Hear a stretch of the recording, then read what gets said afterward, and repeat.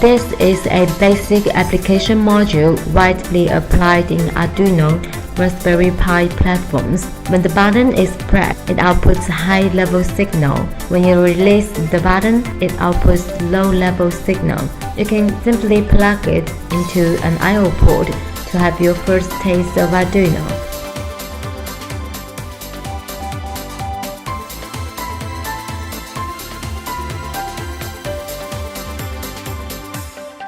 Now let's do a simple module test.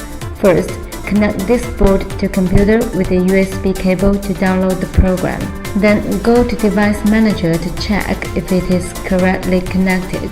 Right-click Computer, go to Properties, click Device Manager, and click Port.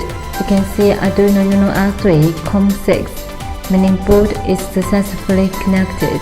Now open Arduino IDE, click Tools. For board, select Arduino Uno. For port, select COM6. After selection, you can see here is the same with settings in Device Manager. In here, we can compile a program or directly copy and paste the program. For all of our products, we have supporting files, from where you can find sample program for this module. Directly copy the program and paste it here. Click Verify to check compiling mistakes. If codes are correct, click Upload to upload the program to the board. After uploading is done, let's do the wire connection. You can see this module has 3 pins: negative pin, positive pin, and a signal pin. Connect negative to ground, positive to 5 volt, S to D3, because in the program we set signal pin to D3.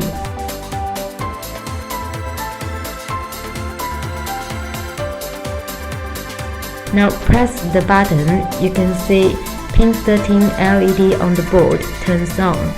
Release the button. You can see pin 13 LED turns off. Test is now complete. Thank you.